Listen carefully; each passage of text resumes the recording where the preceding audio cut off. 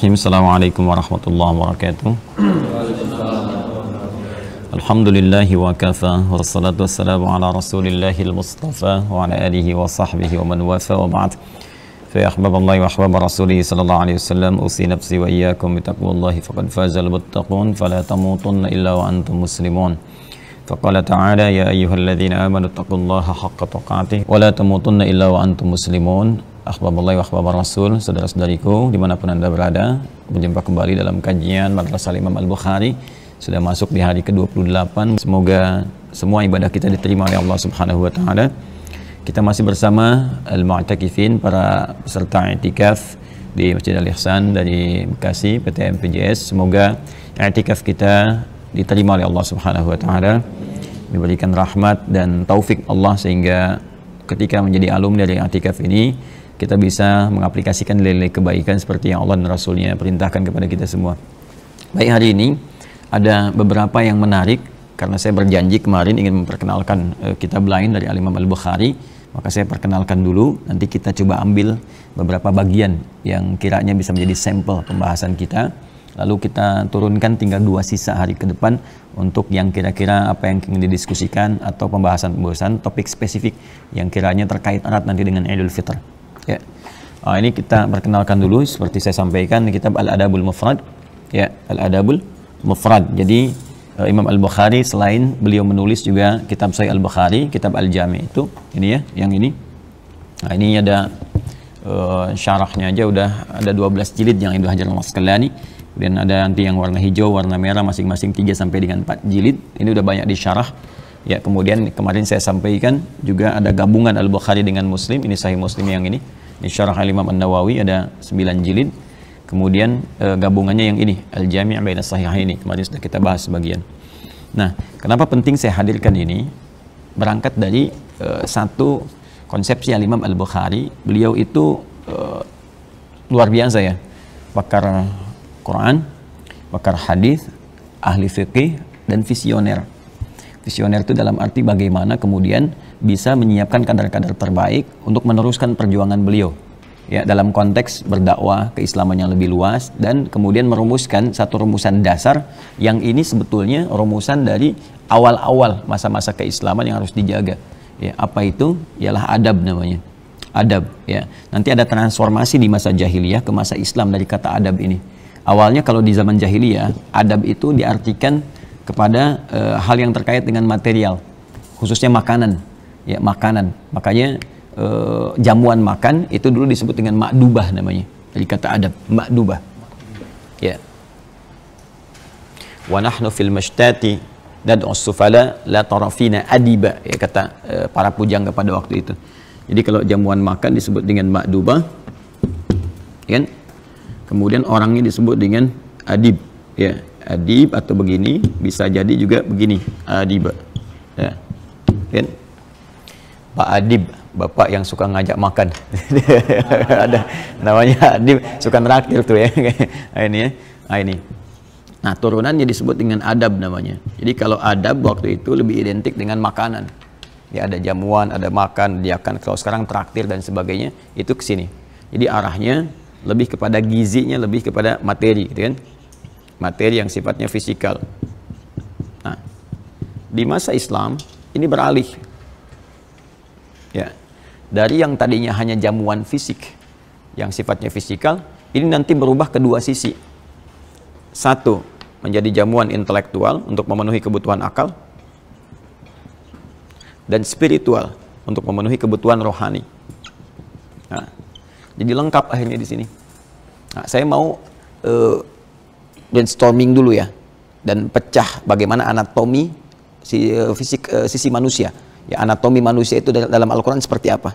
Kalau di medis itu kan hanya anatomi fisik saja ya, dari tubuh bagian atas sampai dengan bagian bawah.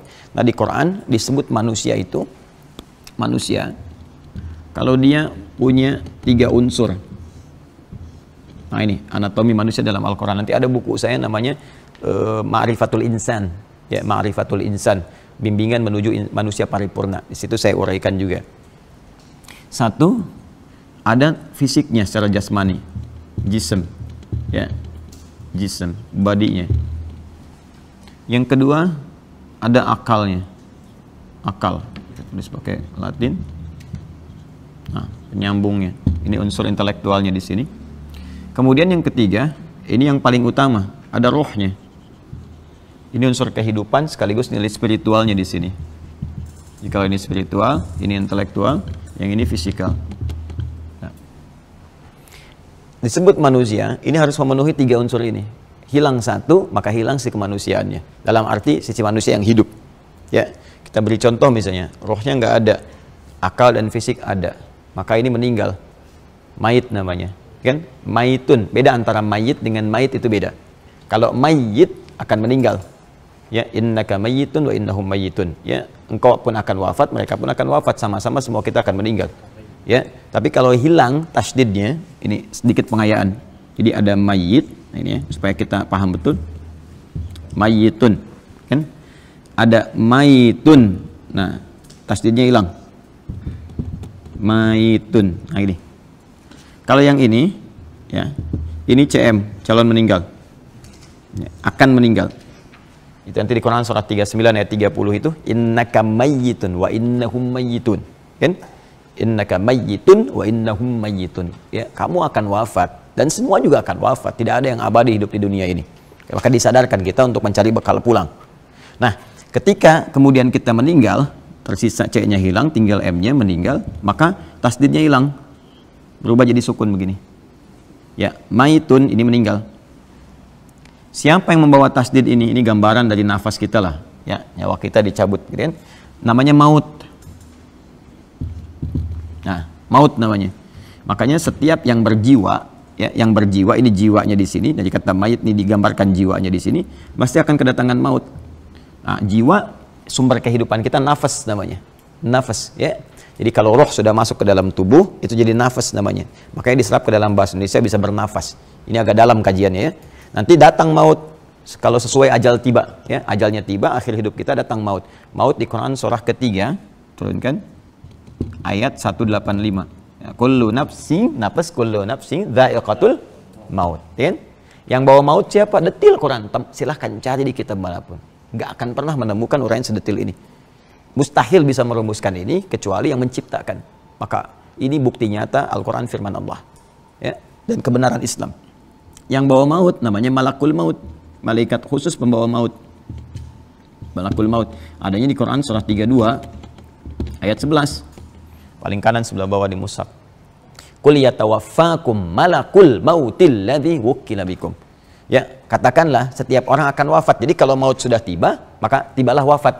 Apa yang kita kenal dengan kematian itu? Siapa yang bawa kematian maut ini? Ini namanya malakul maut. Ini.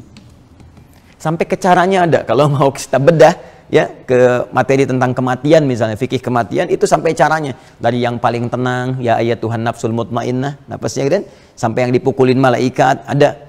Sampai yang susah, sampai yang kemudian meracau, itu ada semua. Dan itu terjadi. Kalau Allah sampaikan pasti kejadian. Ya, ada gitu ayatnya.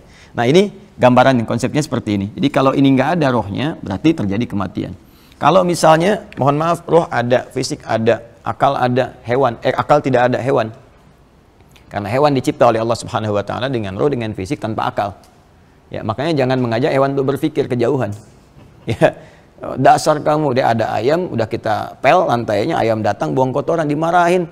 Dasar nggak punya pikiran, emang. Jadi kalau marahin hewan nggak ada kerjaan, karena hewan hidupnya dengan nafsu. Jadi nafsu itu cenderung salah, selalu salah, nggak pernah benar gitu.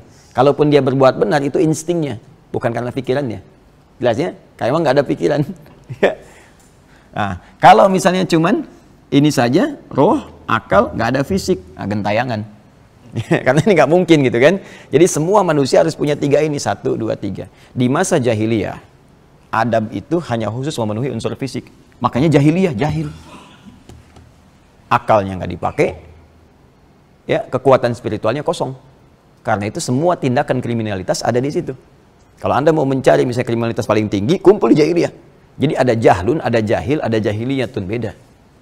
Ya, jahlun, jahil, jahiliyah.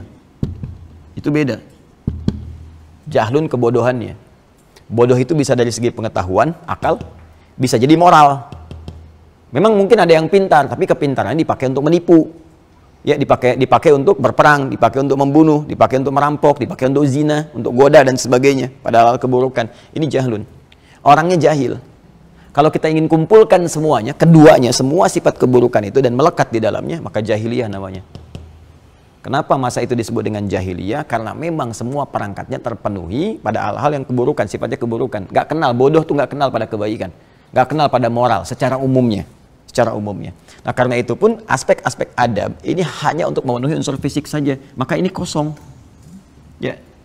Maka jangan berharap ada peradaban pada masa itu di jahiliyah. Gak ada, tenggelam di jauh di bawah. Diapit oleh Persia, oleh Romawi. Ini paling bawah, gak ada peradaban.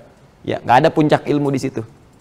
Kemudian spiritual kosong, rohiyah kosong. Yang berkuasa dukun, kan, tukang santet, ya, kemudian ya kasih jimat-jimat dan sebagainya. Jadi kalau ada lagi sekarang itu terlambat, udah hilang 15 abad yang lalu kalau muncul lagi gitu kan. Kalau kembali lagi, berarti ada sesuatu yang bahaya. Ya, ada yang bahaya di sini, kembali ke masa-masa yang bisa menyebabkan ini. Jadi kalau sudah lekat dengan nilai-nilai tadi, perdukunan, itu pasti lama-lama dampaknya akan berdampak pada instabilitas dalam kehidupan. Ya, pasti itu sudah akan muncul nanti pertengkaran, perselisihan, macam-macam dan sebagainya. Itu karena jahiliyah seperti itu sifatnya. Datang Islam, begitu Islam datang, maka diberikan warna baru. Adab ini tidak hanya diarahkan pada aspek materi fisik, tapi mengalami perluasan makna dan diberikan sibghah, pengaruh-pengaruh kebaikan di dalamnya. Maka adab konsepsinya berubah, gizinya yang tadinya hanya ke fisik, maka sekarang diarahkan ke aspek intelektual untuk memenuhi kebutuhan akal. Karena itu di masa-masa awal Islam, itu keilmuan semua disebut adab. Jadi kalau kita belajar tentang ilmu, nahwu, sharaf, balaghah, itu adab semua namanya. Makanya kalau Anda masuk sekarang ke Universitas Islam, UIN misalnya, Universitas Islam Negeri dimanapun, ada jurusan adab. Ya, itu bukan jurusan makan, isinya sastra. Ya, isinya nanti ada masuk di bawahnya ada nahwu, ada sharaf, ada balaghah, ada macam-macam. Ya, ada fikih muqarin, ada muqaranatul adab. Ya, ada arud dan sebagainya. Jadi semua ilmu pengetahuan dulu disebut adab. Kalau kita masuk ke ilmu nahwu belajar, itu dulu disebutnya adab. Saya mau belajar adab, belajar nahwu. Saya mau belajar misalnya sampai ke keislaman pun itu adab disebutnya, turunannya. Nah, nanti lebih jauh lagi kan ilmu itu ya, manfaat dari ilmu kan tatanan praktikal. Apa yang didapatkan dari ilmu kita dipraktekkan dalam kehidupan, itu kan? Nah, praktek itu kan menjadi sikap, dari sifat jadi sikap kan? Sikap. Nah, sikap itu nggak mungkin muncul kecuali tembus dari akal ini ke roh. Jadi bimbingan spiritual dari roh kita digerakkan menjadi gelombang ke bagian tubuh kita untuk beraktivitas. Maka dari sinilah kemudian Islam memberikan warna lagi. Setelah adab ini menjadi pengetahuan, pengetahuan itu harus berdampak kepada praktikal kehidupan, harus berdampak efeknya kepada sikap. Maka berubahlah kemudian, meluas kembali aspek adab yang tadinya kemudian ditambahkan intelektual menjadi ke aspek spiritual. Dari sini muncul kemudian menjadi norma, jadi karakter, jadi tampilan-tampilan kemuliaan yang bisa dipelajari. Awas, ingat, karena dasarnya dari ilmu. Kenapa saya katakan yang bisa dipelajari? Sebuah norma, nilai kebaikan, nilai kemuliaan, karakter kemuliaan dari sesuatu yang bisa dipelajari dari ilmu, dari intelektual, itu dinamakan dengan adab. Tapi kalau dia dihasilkan dari proses ibadah, bukan belajar sifatnya, tapi ibadah yang dilakukan untuk mendekat kepada Allah, maka dia disebut dengan akhlak namanya. Lebih tinggi lagi. Ya, jadi ada akhlak, ada adab, itu berbeda. Adab nilai kemuliaan, karakter kebaikan yang dihasilkan dari proses pembelajaran. Jadi orang yang belajar dari tatanan pengetahuan bisa punya adab dan bisa membangun peradaban. Ya, makanya orang-orang barat bisa beradab. Ya, di Amerika bisa beradab, Jepang bisa beradab. Karena kenapa? Kalau mereka mau belajar. Ketika turunan pengetahuannya dipelajari dan melahirkan karakter, disiplin, jujur. Ya, di Jepang banyak disiplin luar biasa. Yang jujur di luar banyak, gitu kan? Jadi jangan dibayangkan adab hanya monopoli di Islam. Saya tidak. Nilainya ada di Islam, tuntunannya ada di Islam. Tapi kalau orang Islam yang nggak mau belajar, yang pakai orang lain, jangan salahkan orang lain. Kita koreksi diri. Tapi akhlak ini hanya ada dalam ibadah. Ya, akhlak itu hanya ada dalam ibadah. Dan itu fitrah manusia, sudah jadi bawaan dari penciptaan akhlak itu. Jadi tertanam di dalam jiwa kita menjadi fitrah. Nanti saya jelaskan pas khutbah Id ada 2 jenis fitrah. Ya, salah satunya adalah cenderung kepada nilai kebaikan dengan dorongan jiwa takwa itu. Jadi manusia itu punya sifat gharizah, Al-mail lil khair, cenderung pada kebaikan. Karena itu siapapun dia, ya, pada awal masa dia beraktivitas itu, dia akan menolak segala unsur keburukan dan cenderung baik. Ya, silakan kalau diajak misalnya untuk mencuri, pasti menolak hatinya. Ya, lisan kita diajak berdusta, hatinya menolak. Bahkan pencuri pun nggak mau dicuri. Kan pernah dengar kisah perampok punya dua orang anak buah, ya, terus diminta untuk mencuri, begitu setoran, yang satu kurang nyetornya, kamu nyuri setoran dia, padahal mereka tuh baru mencuri. Ya, kebayang ya? Nah, jadi ada bagian-bagian tertentu teman-teman sekalian itu menjadi bagian fitrah manusia. Nah, saya turunkan dari segi filologinya. Ya, ini akhlak nih begini tulisannya. Jamaknya disebut dengan khuluq, khuluqun. Nah, di Quran surah Al-Qalam, ya, ayat yang keempat, wa innaka la'ala khuluqin azim. Sungguh Nabi itu memiliki budi pekerti yang sangat luhur, yang dihasilkan dari proses ibadahnya. Jadi kalau orang ibadah itu pasti melahirkan budi pekerti, nilai luhur, ya, moral yang sangat luar biasa. Khuluq. Nah, pemberi akhlak itu disebut khaliq namanya. Coba lihat garisnya ya. Ini khaliq. Allah. Allah menyebut dirinya dengan khaliq. Quran surah ke-15. Ini agak tinggi sedikit ya. Ayat 28. Wa idz qala rabbuka lil malaikati inni khaliq. Ketika Allah menginfokan kepada para malaikat, Nabi Muhammad SAW menginfokan kepada malaikat, kata Allah, hei, aku akan mencipta makhluk baru, akulah khaliq. Ya. Yang dicipta disebut makhluk namanya. Yang diciptakannya disebut makhluk. Nah, ini dia. Coba perhatikan bagaimana derivasi katanya, dari derivasi katanya ya. Khaliq, makhluk. Proses penciptaannya disebut khalaq. Iqra bismi rabbikal ladzi khalaq. Ar-Rahman 'allamal Qur'an, khalaqal insan. Jadi Allah khaliq, mencipta khalaq, yang diciptakan makhluk, kita ini insan makhluk, khalaqal insan 'allamahul bayan. Kita. Nah, karakteristik makhluk yang dicipta itu yang disebut akhlak namanya. Jamaknya khuluq. Nah, ini. Jadi bawaan makhluknya, bagaimana dia mesti bersikap, karakternya, sikapnya, ya, nilainya, itu akhlak namanya. Untuk mendapatkan akhlak ini, maka dia hanya bisa diperoleh, dimunculkan. Potensinya ada dalam jiwa kita. Semua potensi baik itu ada. Makanya menolak yang jelek-jelek, menolak untuk berdusta, mengingkari yang buruk, kan? Nah, ini harus dimunculkan jadi sikap. Untuk memunculkan itu menjadi sikap, maka perlu ada proses, ada wasilah namanya ibadah. Maka diperintahkanlah kita oleh Allah untuk beribadah. Turun Quran surah ke-51 ayat 56. Perhatikan kalimatnya. Wa ma khalaqtu. Tuh. Khalaq ini muncul.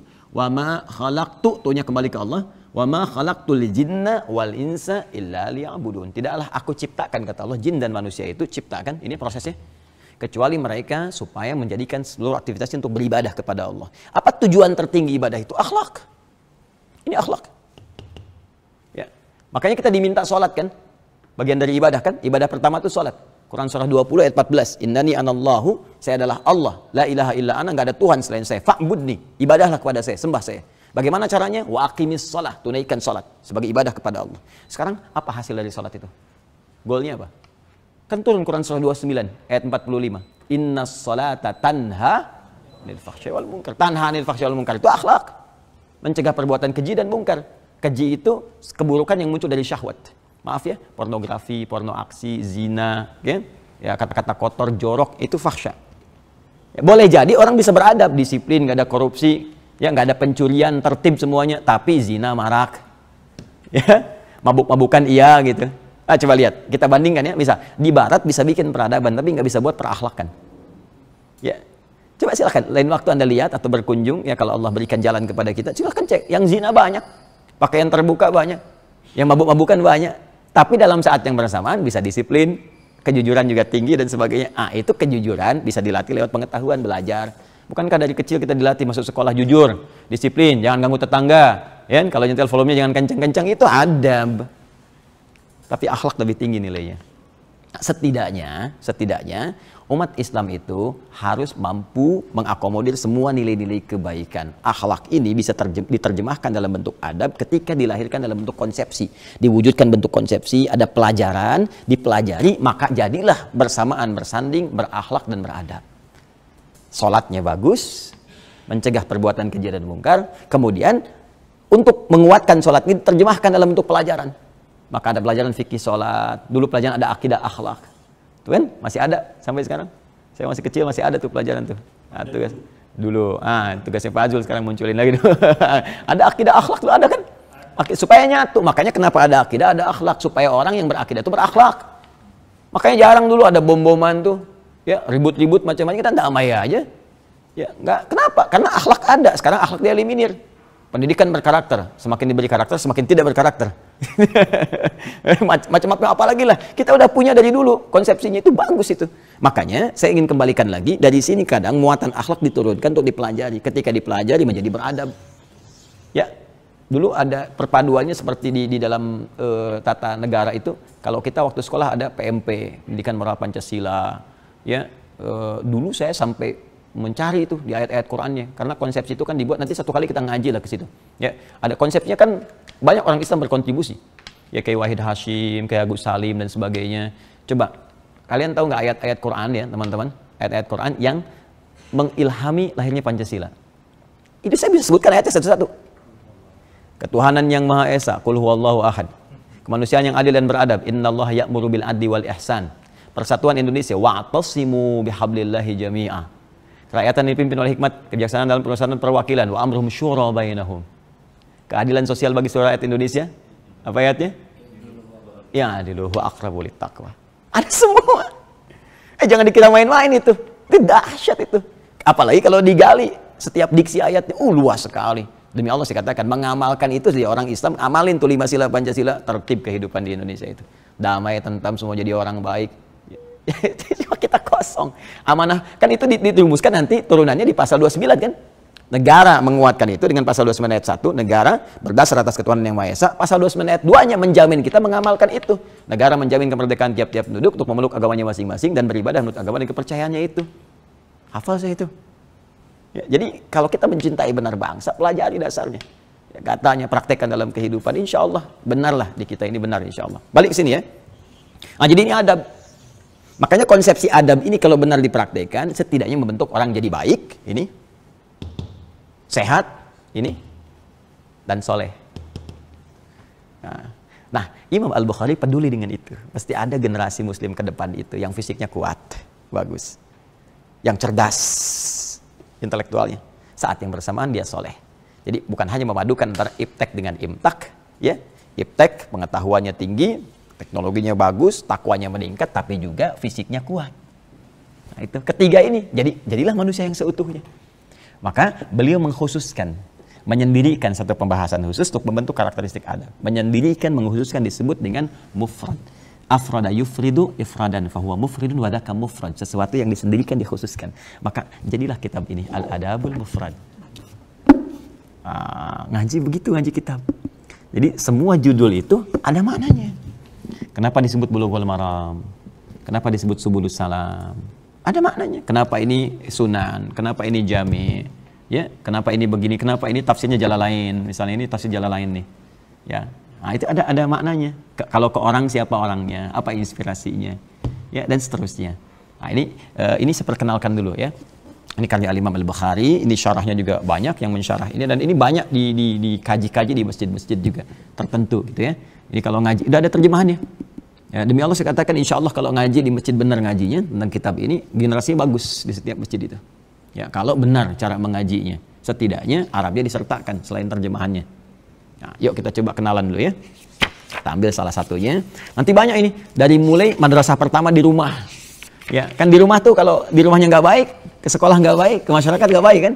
Jadi ini dahsyatnya dari rumah, terus nanti keluar, sosial dan bagaimana bimbingannya kepada kita semua. Ayo kita ini ya ditunjukkan di manuskripnya. Ini manuskripnya, kitab ini kan Imam Al-Bukhari kan nggak mungkin ngetik begini. Ya, ini udah, nah ini otentisitas kitabnya tuh, ini manuskripnya. Temukan di mana, bentuknya begini.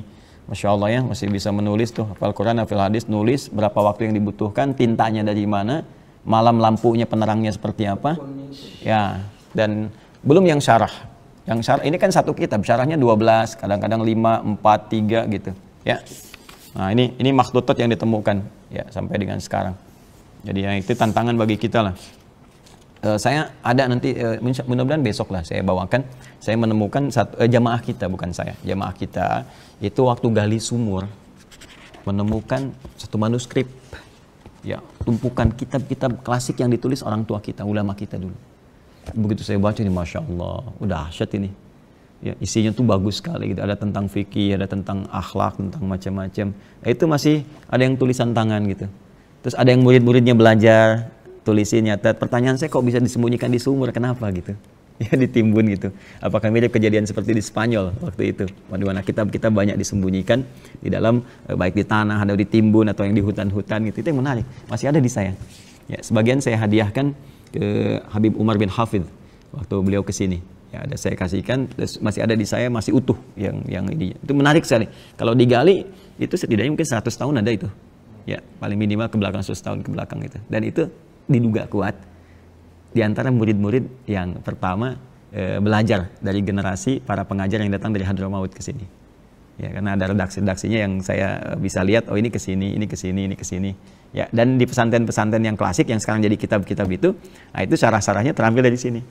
Ya, nanti besok ya saya coba bawakan insya Allah. Baik, bismillahirrahmanirrahim. Nah, ini yang seperti yang saya sampaikan teman-teman sekalian.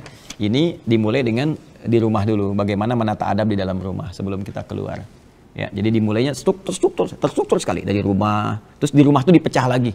Di rumah kan kalau kita mau beradab, pasti ada orang tua kan di atasnya. Orang tua itu dibagi lagi. Ibu, ayah, ke ibu bagaimana, kenapa ibu utama, kenapa ayah utama, terus sampai ke bawahnya. Ya, saya bacakan ya. Ya, bismillahirrahmanirrahim. Saya langsung saja. Bab ma jaa fi qoulihi ta'ala wa wassaynal insana biwalidayhi husna. Al-Ankabut ayat yang ke-8. Bab ini akan membahas tentang tingkatan adab yang pertama kali dipelajari oleh seorang muslim, yaitu di rumahnya, berdasarkan isyarat firman Allah. Kan saya katakan di awal kan waktu bahas Al-Bukhari. Al-Bukhari ini hafal Quran, tahu tafsir, tahu hadis, termasuk tahu fikih.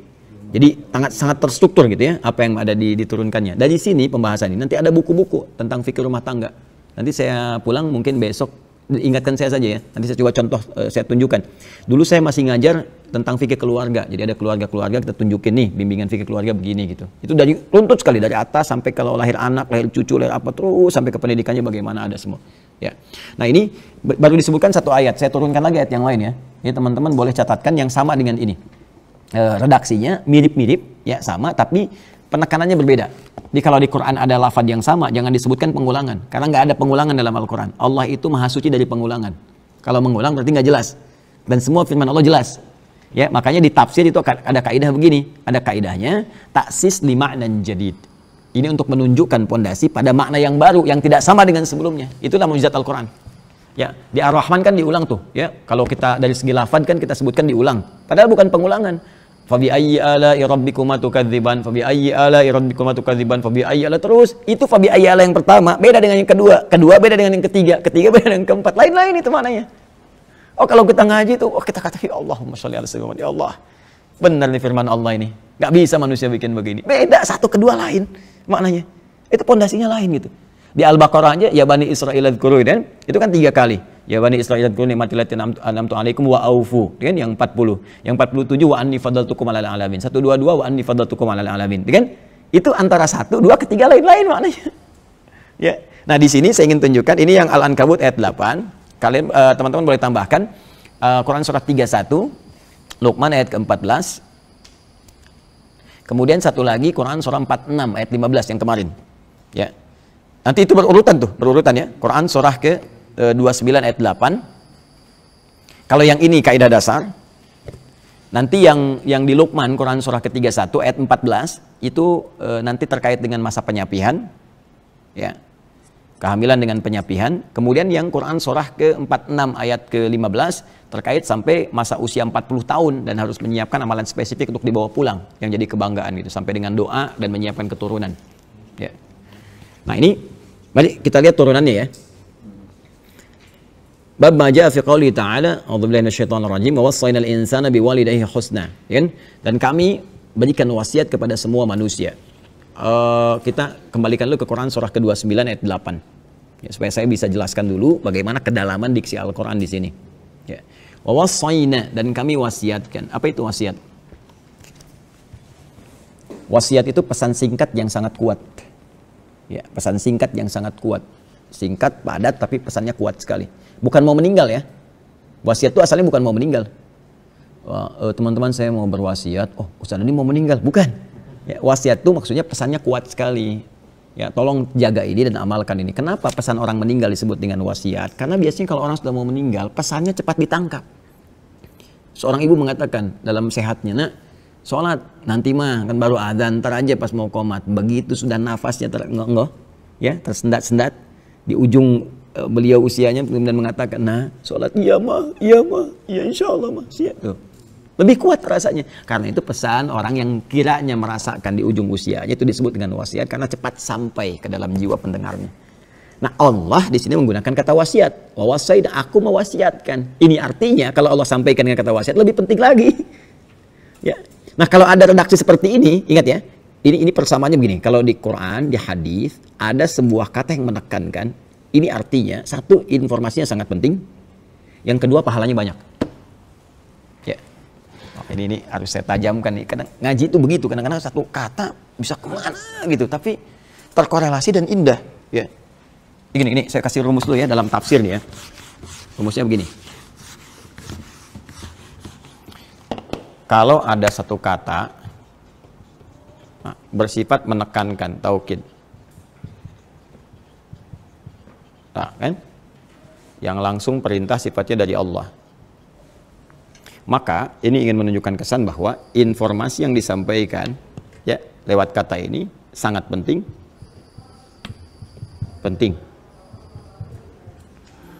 Karena sangat penting, maka konsekuensinya pahalanya banyak, besar. Nah. Karena pahalanya banyak, maka pengaruhnya adalah satu, bisa mempercepat terkabulnya doa. Nah. Kedua, bisa mempercepat terampuninya dosa, gugurnya dosa-dosa. Terampuni dosa. Lihat bagannya tuh. Sini. Yang menggunakan kata penguat tuh banyak. Ya, yang menekankan itu. Ada yang pakai inna misalnya. Inna tuh, ya. Kalau innanya begini, itu baru hurufnya.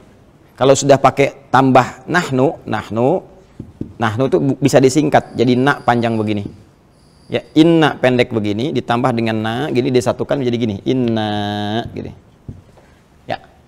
Na-nya ini berfungsi menunjukkan keagungan Allah. Ya, sekaligus pentingnya informasi yang disampaikan. Saking pentingnya Allah menyampaikan dengan keagungannya. Kalau ada yang begini, pakai inna begini, ini berlaku hukum ini. Contoh di Ramadan, Quran surah 97. Inna anzalnahu fi Lailatul Qadar. Pakai inna berarti infonya sangat penting. Pahalanya banyak. Berapa pahala di malam Al-Qadar? Lailatul Qadri khairum min alfi syahr. Sekarang saya tanya, kalau di malam Al-Qadar berdoa terkabul tidak? Terkabul. Dosa diampuni nggak? Masuk kan prakteknya kan? Nah, sekarang kalimatnya langsung menggunakan kata, diksinya bukan huruf lagi. Wa wassoina. Wasi pakai na lagi di ujungnya. Ya, wa wassoina. Wassoina.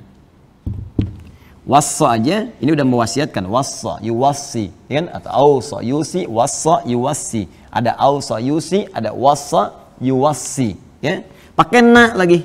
Nih, untuk menunjukkan keagungan.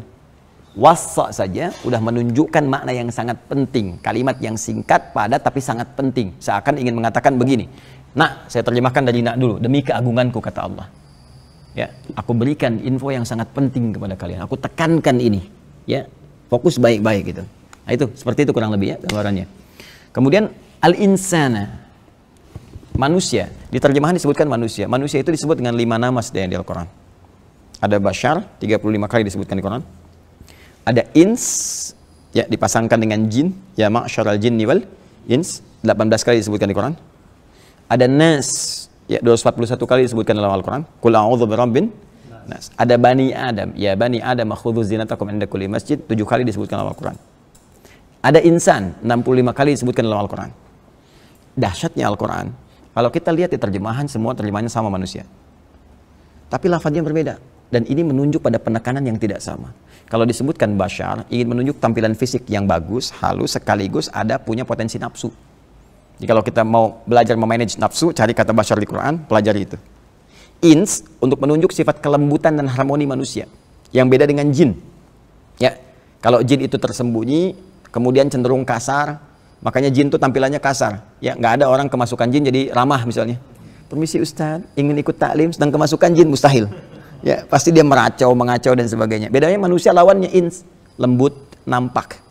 Ya, jadi kalau ada manusia itu mohon maaf, ya senang bersembunyi, itu berarti sedang keluar dari fitrahnya. Sedang punya masalah, sama dengan jin yang melakukan penampakan, itu jin galau itu. Jin punya masalah. Terlebih kalau manusia cari-cari penampakan jin, itu yang kacau. Ya, jadi manusia itu gampang kalau keluar dari fitnah itu punya masalah. Manusia itu harus tampak, datang tampak. Jadi kalau lihat orang langsung kita lari sembunyi itu punya masalah. Ya, yang kedua halus. Nah, ini diharmoni. Jadi kalau ada orang kasar, lisannya kasar, ya perilakunya kasar, berarti ada yang salah. Boleh jadi pengaruh lingkungan kata Nabi yang keliru. Itu ngaji gitu tuh enak tuh. Nah, sifat sosial yang menandakan bahwa kita nggak bisa hidup sendiri, gitu kan? Kemudian Bani Adam, genetik kita tersambung ke Adam untuk menentukan satu terkait dengan warisan, ya. Kemudian dua mahram, ya, bagaimana jalur itu bisa digali, turunkan. Insan terkait dengan totalitas aktivitasnya dari bangun tidur sampai dengan tidur lagi, ya. Dalam kita beraktivitas. Jadi kalau disebutkan insan itu menunjuk semua aktivitas kita. Kalau pakai al berarti menunjuk semua manusia yang beraktivitas. Nah, sekarang katanya menggunakan insan di sini. Wa wassainal insan. Kata Allah, "Hei, demi keagunganku, aku berikan pesan yang sangat penting, singkat tapi penting sekali untuk semua manusia yang beraktivitas dalam hidupnya. Di antara sekian aktivitas itu ada yang paling penting untuk kalian fokuskan." Ya.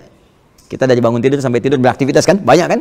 Dari sekian aktivitas itu, nih ada yang paling penting. Yang kalau kita kerjakan ini akan berdampak pada aktivitas yang lainnya. Apa itu? Biwalidayhi husna. Berbakti kepada kedua orang tua. Wah, itu kunci itu. Ya. Nah, nanti kita turunkan husna jadi birrun tuh. Menarik tuh. Ya. Jadi ada husnun, ada birrun, itu beda. Bahkan nanti ada thayyibun, ada khair, ada ma'ruf, ada ihsan, ya, ada saleh, ada birrun. Itu berbeda. Ya, wasainal insana biwalidayhi husna. Aku wasiatkan kata Allah, berikan pesan yang kuat untuk berbakti, berbuat baik kepada kedua orang tua. Husna itu masdar sifat dari kata hasuna yahsunu husnan wa hasanan.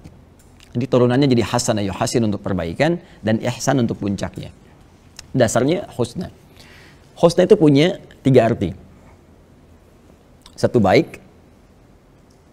Yang kedua, diniatkan sebagai ibadah. Yang ketiga, yang mengandung sisi pahala. Ya, makanya nanti penulisan pahalanya disebut hasanah namanya. Ya, Quran surat 6 ayat 160, man ja'a bil hasanati falahu asyru amsalihha. Terus kita berdoa, Rabbana atina fid dunya hasanah, ya. Nah, jadi pertama, segala turunan kata hasan itu artinya baik. Oh ya, Zulkifli Hasan, Zulkifli Hasan, Emre Hasan, ya, dan seterusnya. Hasan, pendiri Persis salah satunya, ya. Itu baik tuh. Jadi kalau ada yang namanya Hasan nggak baik, dipertanyakan, Bapak namanya Hasan itu. Pokoknya kalau lagi nggak baik, dibilangnya ya Pak namanya Hasan gitu kan. Nah, itu ya. Yang kedua bukan cuma baik, yang baik banyak. Kebaikan itu diniatkan sebagai ibadah. Jadi ketika Allah memberikan gambaran, berbuat baiklah kepada kedua orang tua, itu dinilai Allah sebagai ibadah. Dan tinggi nilainya.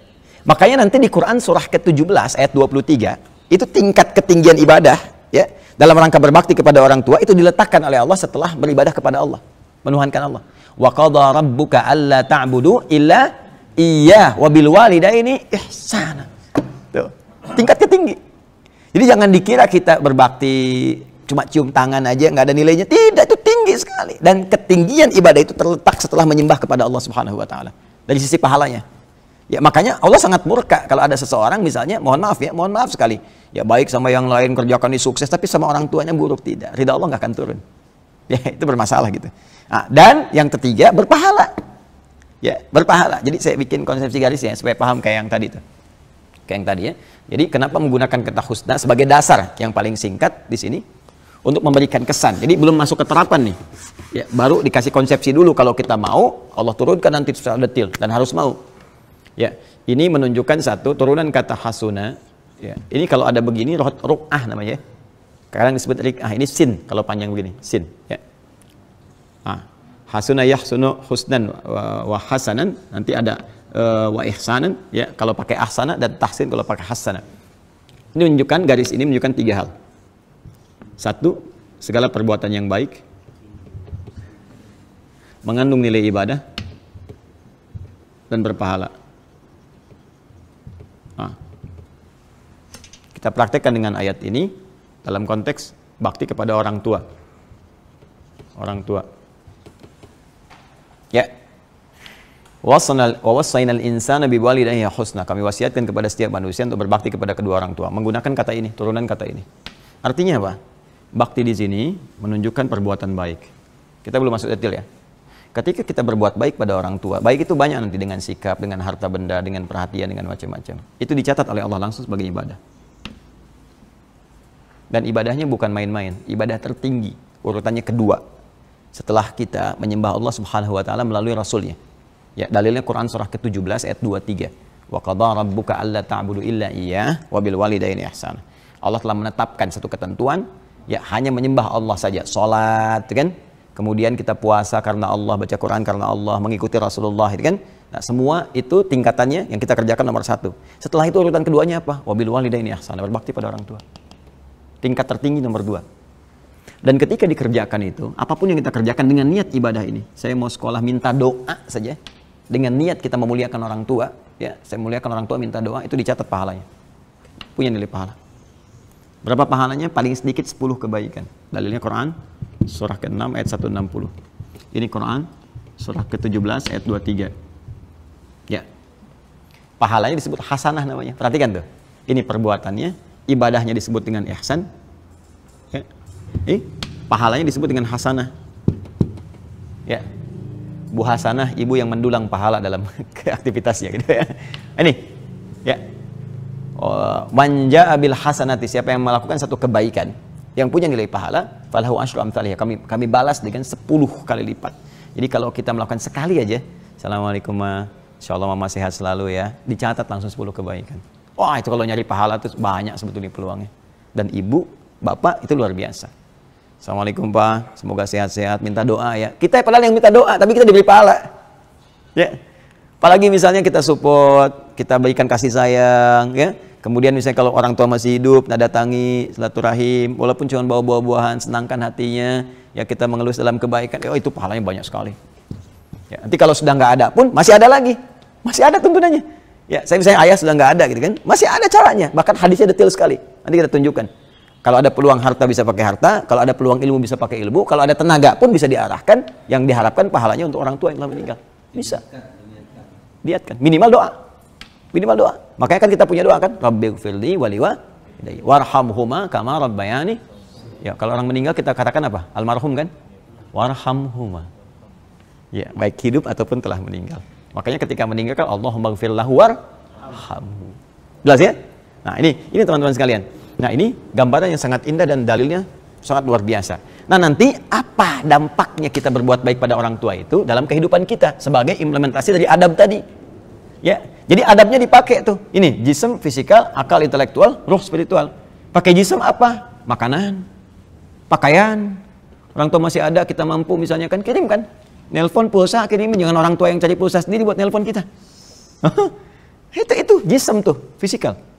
Akal, intelektual, kita belajar sampai pintar, ya supaya dengan kepintaran itu ibu kita terangkat, ayah kita terangkat, minimal orang tua tanya kita bisa jawab, ya. Kemudian rohiyah apa? Spiritual, ya imami dalam sholat, buktikan kita belajar dengan baik, jadi imam, kemudian bawa mereka untuk umrah, untuk haji dan sebagainya, semampu kita dan sebagainya, support kebutuhan spiritualnya, itu adab, itu praktikalnya. Kadang orang hanya berhenti di kalimat adab, tapi ini 3 dipakai turunan ini. Penting kita ngaji sampai ke detail ini supaya paham apa yang harus kita lakukan. Ya, dan ini ketika dilakukan punya nilai di sisi Allah. Tadi turunannya. Nah, sekarang kita bacakan hadisnya sekarang. Hadis sahih. Ya, ini bagian terakhir.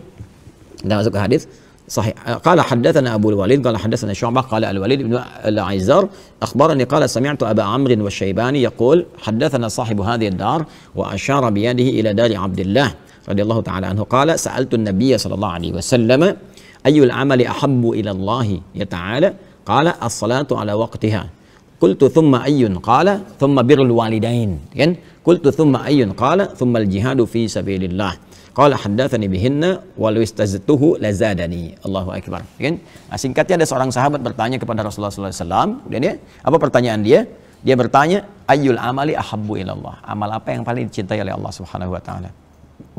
Ya, apa jawab Nabi? Nabi menyampaikan 3 hal di sini. Ini sebetulnya kasusnya ada 2. Jadi ada 2 orang bertanya dengan pertanyaan yang sama, jawaban Nabi berbeda. Nah, perbedaan ini Cuman beda urutan saja. Nah, ini pada yang pertama. Yang pertama tanya, ayul amali ahabbu ilallah, amal apa yang paling dicintai oleh Allah Subhanahu wa taala? Urutan pertama as-salatu ala waqtiha. Ya, as-salatu ala waqtiha. Ini yang paling menarik, teman-teman. Yang tadi tafsir Quran surat 17 ayat 23 tadi. Wa qadha rabbuka alla ta'budu illa, Allah telah menetapkan bahwa ya kita mesti mutlak menyembah Allah Subhanahu wa taala. Cara menyembah itu apa? Lewat apa? Salat. Nah, apakah semua orang salat itu dicintai Allah? Belum tentu. Ya, murid banyak. Tapi apakah semua murid dicintai oleh gurunya? Belum tentu. Cinta umum ada, tapi cinta spesifik berbeda. Ya, anak juga betul, semua cinta kita, tapi ada perasaan-perasaan tertentu kan? Untuk menguatkan pada anak atau cucu tertentu, ya, ada. Seperti Nabi Yakub, anaknya kan 12. Ya, semua dicintai, tapi kecenderungan kepada Yusuf karena melihat bakat dan tertentu supaya disupport, cintanya mengalir dengan objektif gitu. Itu ada. Al-mail ila syai'il khair gitu, cenderung kepada sesuatu yang baik. Nah, itu Allah mencintai semua hambanya. Tapi nanti di antara sekian hamba yang sholat, yang dicintai Allah itu ada yang paling tinggi. Siapa dia? Yang memelihara konsistensi tepat waktu dalam sholat. Ya, tepat waktu. Nah, makanya tepat waktu itu ya dimulai sebelum waktu sholat. Quran surah kedua ayat 238. Ya, paling kanan sebelah atas di mushaf standar. Hafidhu 'alas shalawat. Jagalah waktu-waktu sholat. Jaga. Kalau jaga itu boleh lewat nggak? Nah, tidak kan? Ada penjaga. Kan? Gerbang dijaga, nggak boleh lewat kan? Kecolongan kalau lewat. Dan menariknya pakai alif loh di situ. Allah tidak mengatakan yahfidhu, tapi hafidhu. Jadi kata hafadha yuhafidhu. Kalau pakai alif berarti mufa'alah di ilmu sharaf. Saling. Nah, berarti untuk bisa menjaga sholat itu harus kompak semua sinergi, saling mengingatkan. Makanya kalau di rumah itu praktekkan ayat ini dengan bikin apa? Jadwal sholat, semua dikumpulkan, kasih tahu keluarga, jangan sholat sendirian. Insya Allah nanti asar, waktunya jam sekian, share, bikin status sama kita, saling ingatkan. Karena kalau nggak saling ingatkan lupa, berpotensi lupa yang lain. Atau pribadi, ya jangankan waktunya saat sholat aja bisa lupa, ya kan? Nah, jadi hafidhu, ini poin-poin pentingnya. Kalau kita udah bisa menjaga, di Quran surah keempat ayat 103, ya di ujung ayatnya, inna sholata kanat 'alal mu'minina kitaban mawquta. Sholat itu udah diatur oleh Allah waktunya. Nah, saking kalau kita pengen, kan tadi kita bertanya gini, logika berpikirnya. Ya Rasulullah, amal apa yang cintai oleh Allah? Sholat pada waktunya. Kan balik nanya kan? Waktunya bagaimana? Turunlah ayat ini. Diberitahu oleh Allah. Jadi sebetulnya sholat itu sebagai wasilah untuk mendapatkan cinta Allah. Begitu cinta Allah turun, maka semua akan menjadi mudah. Baik doa, pengabulan, baik ampunan, baik macam-macam lah sifatnya. Ya, jadi ini yang pertama. Ini info dari Nabi. Kalau udah dari Nabi valid nih, A1 nih. Ya, cara bacanya mesti pakai iman. Dzalikal kitabul. Kalau nggak yakin, udah susah. Ya, katanya pengen dicintai Allah, diberi jalan nggak mau. Itu paling aneh manusia sekarang. Kata Ali bin Abi Thalib. Ya, ajaban di amrin nas gitu ya. Aneh memang manusia itu kini katanya. Kini aneh tuh. Pengen ke surga tapi melakukan amalan yang menjauhkan dia dari surga. Nggak mau ke neraka tapi melakukan amalan yang menjerumuskan dia ke neraka.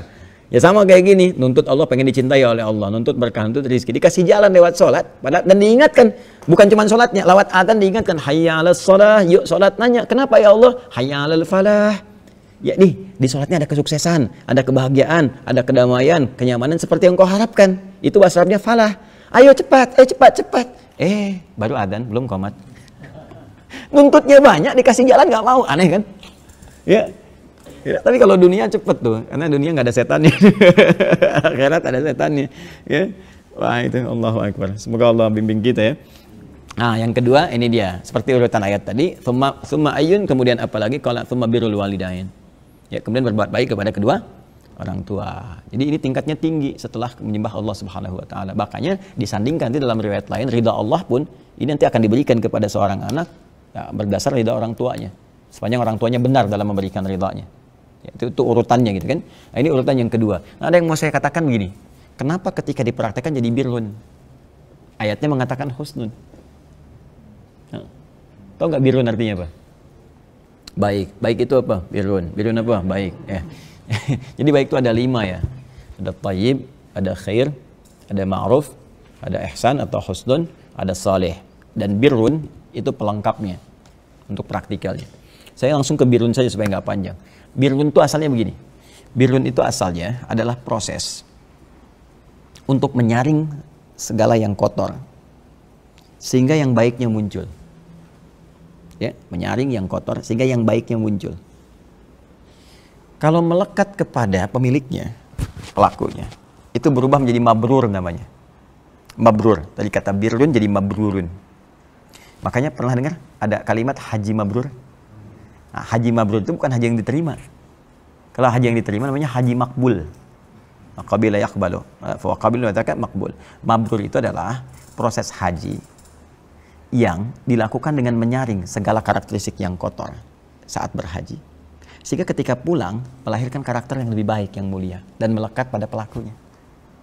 Sehingga berubah. Yang tadinya amarah tak tertahan pulang-pulang jadi penyabar, jadi baik, jadi apa. Itu mabrur namanya. Dan kalau dia bisa jaga itu sampai dengan meninggal, itu surga jaminannya. Al-hajjul mabrur laisa lahul jazaa illal jannah. Makanya orang setelah haji, orang Arab itu suka memberikan pengingat, bukan gelar. Ya. Jadi misalnya di baru nyampe bandara udah marah-marah kan, mana pesawatnya gini-gini, orang Arab mengatakan ya haj. Maksudnya Pak, Bapak telah haji. Ada jaminan kebaikan, masa harus ditukar dengan kotoran lagi gitu. Itu maksudnya. Nah, orang Indonesia panggil Pak Haji, di lisan orang kita itu mengingatkan Bu Haji. Maksudnya apa? Bu, Ibu sudah haji, Bapak sudah haji, jaga ya nilai itu sampai dengan meninggal supaya dapat jaminan yang terbaik sesuai dengan yang Nabi janjikan. Itu.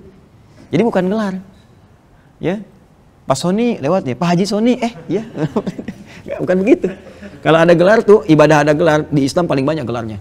Luar biasa kan? SHI, ya, sholat, haji, infak.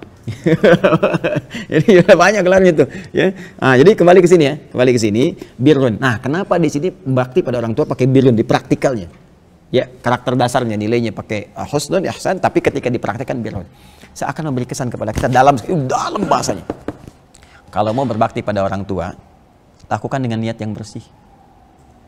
Jangan asal aja dipenuhi, tapi hatinya tidak tulus. Nah, coba ke depan dulu, ya mah, tapi di hati bilang, baru tadi disuruh, sekarang suruh lagi. Nggak begitu. Saring yang kotor itu. Tulus saja bersih, lakukan karena Allah. Iya aja dalam orang tua, iya aja lah. Yang nggak ada orang tua nggak bisa lahir. Nggak ada kita dengan izin Allah gitu kan. Syariatnya begitu. Gitu. Ya, orang tua iya aja dulu sepanjang mengarahkan pada kebaikan. Kalaupun salah, ditolak dengan cara yang lembut. Gitu. Wala taqul lahuma uff. Ya, saja nggak boleh gitu ya. Nggak boleh berarti mukul boleh. Enggak. Yang kecil aja nggak boleh, apalagi yang tinggi. Jadi kerjain aja dulu. Ya, bismillah untuk menyenangkan orang tua itu. Makanya nanti ada banyak kasus di sini sampai orang jihad disuruh pulang sama Nabi. Ya, kasus sederhana. Dia jihad, temannya ngadu ke Nabi, ya Rasulullah, ibunya nangis tuh, nangisin dia. Ya, belum siap melepas dia. Panggil sama Nabi. Sini kamu. Kenapa Rasulullah? Kamu pulang ke rumah, bikin ibumu tertawa sebagaimana engkau membuatnya menangis. Nanti masuk ke hadis ya, kita nggak usah buru-buru, nanti akan masuk ke situ. Apa kisah asalnya nanti? Ini banyak sekali. Ada yang dosa pezina dan sebagainya. Terus banyak loh dosanya. Pengen tobat sama Ibnu Abbas disuruh, punya ibu nggak? Punya. Pulang ke rumah. Tingkatkan bakti ke ibu, itu cara tobat terbaiknya. Kenapa? Dijawab sama Ibnu Abbas. Apa jawabannya? Nanti saat masuk bab ini. Tapi dasarnya adalah birrun. Kalau mau berbakti pada orang tua, birrun. Jangan banyak ini itu pamrih. Hatinya jangan gerusuk-gerusuk. Tulus saja bismillah kerjain. Nah, kalau Nabi katakan begitu pasti kejadian. Ya, bahkan dalam kebaikan pun sholat, nah, iya mah ya. Tuh. Udah terus di hati muncul lagi kan. Itu bukan birrun namanya. Tapi ya namanya birrun berarti ada perjuangannya. Namanya orang nyaring kan berjuang. Ya, pasti berjuang. Jadi karakter itu pelan-pelan diperbaiki. Jadi kalau kita pun orang tua melihat anak, saya sama juga ke anak, kan? Karena pengaruh lingkungan, macam-macam, keinginan mainnya tinggi, ya, pelan-pelan menyesuaikan. Selalu berpikir nanti ada adab lagi dari orang tua ke anak. Ya, saya tanya misalnya, anak 5 tahun, dihisab nggak sama Allah? Dihisab nggak? Kalau dia salah, Allah marah nggak? Allah aja nggak marah, masa ente marah? Saya itu kalau misalnya anak gini, terus mau marah kan? Tahan. Allah aja nggak marah, kok saya yang marah gitu. Ya, jadi pada yang membahayakan, tarik, tegas, tapi pada sesuatu yang tulus gitu. Itu kalau kita ngaji itu enak gitu. Walaupun memang praktikalnya kadang-kadang harus bergulat dengan setan. Ya, dan saya kadang kalau udah agak kesel sama setan, saya keluarin lewat lisan. Ngapain kamu Tan? Nggak akan menang. Ya, kadang harus keluar sih. Ya, kalau ada setan rumah, dasim kamu nggak akan menang. Udah. Ya, kalau masih kesel begitu muncul, saya tinggal minum teh gitu. Nah, itulah ya. Ya, kemudian yang ketiga jihad fisabilillah. Ternyata fisabilillah nomor 3. Ya, jadi nggak boleh fisabilillah pun mengarahkan bakti kepada orang tua. Nih ya teman-teman, ya awas nih, saya ingatkan ya, kalau ada yang ngajak-ngajak, awas nih, berjuang kemana, ayo ini itu, tapi Anda meninggalkan orang tua. Awas, hati-hati. Bahkan mengatakan orang tua belum berislam sepenuhnya. Hati-hati, bertentangan dengan hadis itu. Ya, kacau pemikiran seperti itu. Hati-hati, apalagi orang tua yang muslim dianggap sudah kafir, syahadatnya batal dan sebagainya. Terus tiba-tiba kita diminta baiat, menghancurkan ini, bawa bom sana sini, tembak ini atas nama dia, itu nggak dibenarkan. Nggak dibenarkan sama sekali. Hati-hati ya dengan ajaran-ajaran demikian. Dan hadis itu sebaliknya, Quran sebaliknya, mengajarkan kepada sesuatu yang benar gitu kan. Makanya Nabi pernah menyampaikan satu saat nanti akan didapati anjing-anjing neraka. Ya, anjing neraka itu, anjing kan menggonggong tuh. Ya, gonggong, nah itu gonggongnya banyak. Ya, gonggongnya banyak, suaranya kencang, tapi mengajak kepada keburukan. Hati-hati ya, dikit-dikit kafir, dikit-dikit ini, dikit-dikit bom, tembak ini itu hati-hati. Kalau ngaji benar nggak akan begitu. Apalagi dengan saya mencela aja saya larang. Apalagi berbuat yang seperti itu. Ya, saya sering sampaikan orang mencela saya itu nggak harus dibalas. Saya aja nggak marah, ngapain Anda marah gitu? Ya, artinya balik mencela. Kita dakwah dengan kebaikan. Kita doakan, tunjukkan bahwa ini loh yang benar itu seperti ini. Kalau masih memaksakan seperti itu, ya itu resiko dia masing-masing. Kecuali pada hal-hal yang sifatnya memang harus disikapi dengan tindakan hukum. Ya, nah itu ada jalurnya tersendiri. Saya kira itu ya untuk hari ini. Jadi kita belajar ini sedikit sebetulnya satu hadis. Ya, kalimatnya dalam tapi praktikalnya kan juga membuat kita lebih termotivasi ya. Nah, ini turunan ilmunya. Ya, jadi kalau kita mempraktikkan adab, ingat 3 unsur ini, fisik, akal, roh, kan? Fisikal, jasmani, kemudian itu ada intelektualitas dan spiritualnya. Satukan jadi satu. Jadi pelayanannya maksimal. Kemudian itu konsepsinya, kalau kita lakukan nilainya ibadah, ada pahala dari Allah Subhanahu wa taala, turunan ke bawahnya doa terkabulkan, dosa terampuni dan sebagainya. Kita baru bacakan pengantar, belum turunan bab-babnya ke bawah. Jadi kalau masih ada waktunya saya tunjukkan, tapi tadi saya ada 2 janji ya. Besok tolong saya diingatkan kembali.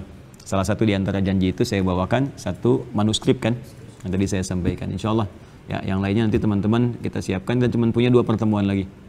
Ya, besok dengan lusa. Setelah itu besoknya Idul Fitri. Ya, semoga Allah rahmati kita semua. Semoga Allah sayangi kita, berikan jalan terbaik untuk kita dan mengampuni dosa kita, memuliakan kedua orang tua kita dan keluarga besar kita. Allahumma taqabbal minna innaka antas samiul alim wa tub alaina innaka antat tawwabur rahim. Rabbana atina fid dunya hasanah fil akhirati hasanah wa qina adzabannar.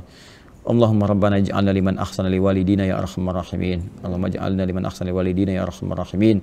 Allahumma rabbighfir lana wa liwalidina warhamhum kama rabbawna shighara wa li jami'il muslimina wal muslimat wal mu'minina wal mu'minat al ahya'u minna wal amwat innaka sami'un qaribun mujibud da'wat ya qadhir hajat. Rabbana atina fid dunya hasanah wa fil akhirati hasanah wa qina adzabannar. Rabbana awzi'na an nashkura ni'mataka allati an'amta 'alaina wa 'ala walidina. Allahumma wa an na'mala salihan tardah wa an na'mala salihan tardah wa an na'mala salihan tardah wa sallallahu ala sayyidina Muhammad wa ala alihi wa sahbihi ajma'in wa akhiru da'wana alhamdulillahi rabbil alamin. Subhanakallahumma bihamdika nashhadu an la ilaha illa anta astaghfiruka wa atubu ilaik. Assalamualaikum warahmatullahi wabarakatuh. Alhamdulillah.